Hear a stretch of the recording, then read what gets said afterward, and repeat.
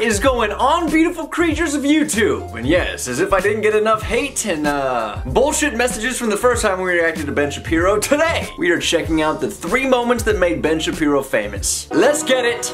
Don't believe the lies, deceit.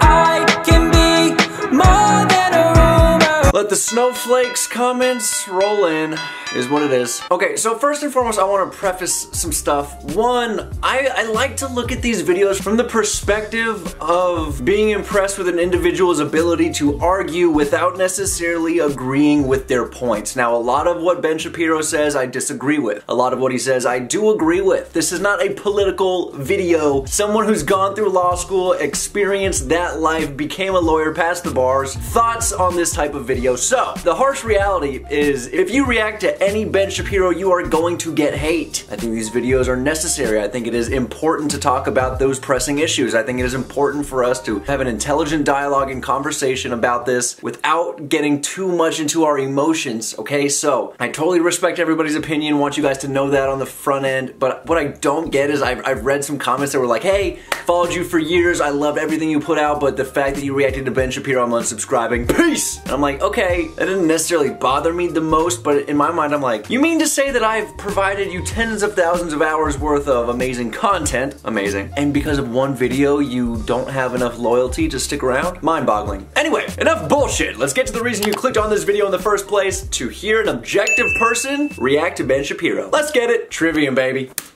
Joining me now in the audience, Shagun Oduolowu, entertainment journalist, Zoe Tur, pilot and reporter who herself is transgender, and Ben Shapiro, senior editor, Breitbart News. I believe I've seen this. Bullies. Ben, does she deserve this award? For what? For courageously coming forward, for having been an athlete of great prowess, and now fighting a new battle. What exactly is the battle? I mean, self-definition is what you do, and my baby's doing it 18 months old. I wasn't aware that you get a medal for it. To come out transgender is horribly difficult. It is the most difficult thing you can do. I've been overseas. I've flown helicopter missions, surveillance missions. I've been shot, stabbed. Being brave is being yourself. And being transgender is about the bravest thing you can do. Did she deserve the award? 65? Yes. Why are we mainstreaming delusion? It's not delusion. Why would you call it delusion? Because Bruce Caitlyn Jenner, I'll call him Caitlyn Jenner. No, because it's her. You're not being polite to the pronouns. Because disrespectful. Okay, forget about the disrespect. Facts don't care about your feelings. It turns out that every chromosome, every cell in Caitlyn Jenner's body is male with the exception of some of his sperm cells. It turns out that his brain structure is male. It turns out that he still has all of his male appendages. How he feels on the inside is irrelevant to the question of his biological sex. I don't agree with that. I'm not on that train. I'm not on that train. She wants. It's such a hot topic, right? Yes, I agree 100% with the fact that coming out as transgender is probably one of the most difficult things to do. Do I think that that Caitlyn Jenner probably deserved the award more so than the military personnel who had his legs blown off? I don't think so. You get into a topic of kind of supply and demand, right? Like almost anybody could come out as transgender if that's what they are really like on the inside, and that wouldn't necessarily warrant an award in my mind. Not everybody can go into battle, get their legs blown off, be a hero, and still keep chugging. It's the supply and demand argument, okay? Ben Shapiro's making a point. He's deliberately calling somebody a he. He knows it's going to push some buttons. At the end of the day, he's talking about it from the biological standpoint. I think that he's kind of going overboard in terms of really, really like pushing people's buttons because that's what he's meant to do, right? So, I don't know. To be called she, I'm going to call her she. I just have a problem with the message and the messenger. So well, okay. I'm going to do 2 things. I want to reiterate what Zoe said, which is the bifurcation of the courage to come forward after a lifetime as a male and a certain kind of a male, versus did she deserve this award? Listen, awards, what are award ceremonies except an opportunity to catch some eyes? Especially the S. So, yeah. That right there is, you're deflating the issue, right? Yeah, okay, so let's take the steam out of award shows. Cool, yeah, they probably don't mean too much. They are heavily geared towards ratings. They are, you know, who's the most popular type of thing. That being said, it's still a good debate, right? So I don't think that that was the best approach to kind of take the wind out of the sail of award shows. We're dancing around the issue. ESPN, well done, ABC. They did exactly what their job was, to attract eyes. I mean, that is That's true, what award right? ceremonies are for. But in terms of the science behind gender dysphoria, you're very familiar with that, Zoe. Very familiar. It's not about the excuse me, the chromosomes within our both know nuclei. Yeah, go ahead. chromosomes don't necessarily mean you're male or female. Gender. With gender identity. Go ahead. No, so especially, but even so, you have. I'm confused with that. Chromosomes, and don't they decide gender? I have a thing like Klinefelter's syndrome. So you don't know what you're talking about. You're not educated on genetics. Would you like to discuss the genetics? Or well, no, what no. are your genetics? So I'd stay away from the genetics and back to the brain scans. You cut that out now, or you'll go home in an ambulance. Yeah, that seems mildly inappropriate for a political discussion. No, I know. Well, but wait, to be fair, but that's the part that I've seen. That's the part that I've seen, and I do really love that quote. That seems mildly inappropriate for a political discussion because it was so quick, it's so deliberate, and just needle nosed. Not saying that I agree with Ben Shapiro's point, but his ability to craft a sentence like that, where he says that seems mildly inappropriate for a political discussion. It is mildly inappropriate, right? It's not egregiously inappropriate. And the thing that I've seen about this is on the Logan Paul podcast, because Ben Shapiro at a later point was like, you don't go home in an ambulance, which is, okay, it's interesting. You can tell that there are a lot of emotions being boiled up here. I understand where Zoe Turner's coming from. It is such a hard thing to do. So for someone like Ben Shapiro to come out there and almost poke fun, push buttons, while the fact that he's maintaining his argument, it shows a little bit of a weak tendency on Zoe's side. I would hope, regardless of what is said, that they can take that Zoe could have taken the high road. I just think that would have made her position more tactful and more powerful. Whenever you get emotional, your arguments mean less, in my opinion. But to be fair, you're actually being rude. You're and that's not fair. I'm sorry, it's not rude to say that someone who's biologically a male is a male. Someone who's biologically male is a male. But Mr. Shapiro, you knew very well that saying that to Zoe would be egregiously insulting. It's not a matter of insulting or inflammatory. It is. No, sir, you're right. On paper, what is a fact is a fact. This is intense, dude. This is like, you knew that going in that just saying that to Zoe would be aggressively insulting. This is like Thanksgiving dinner when your family's screaming at each other and you're like mental illness and delusion. Petting the dog. That's the entire discussion.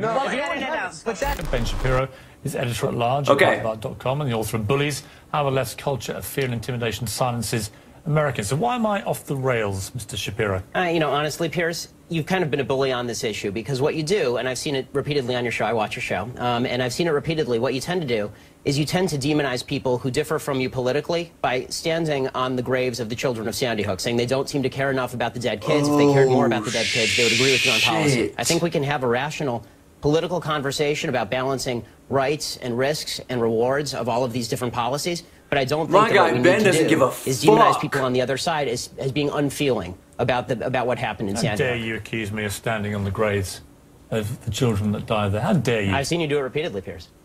Like I say, how dare you? Well, I mean, you can keep saying that, but you've done it repeatedly. What you do, and I've seen you do it on the program, is you keep saying to folks that if they disagree with you politically, then somehow this is a violation of what happened in Sandy Hook. And you have yet, I'd really like to hear your policy prescriptions for what we should do about guns. Because you say that you respect the Second Amendment, and, you know, I brought this here for you so that you can read it. It's the Constitution. And I really... The thing about Ben Shapiro, whether he's right or wrong in your opinion, he's condescending, right? And he does so because his preparation seems to be better than a lot of people's. He seems to be ultra prepared, and it's pretty evident. Obviously brought the Constitution, damn it, but the way that his tone is huge, man. Tone is really big, especially when you're talking about emotional intelligence and making people feel comfortable. Ben Shapiro does have a bit of that snarky, I'm better than you type of vibe, right? I mean, that's just something I've noticed.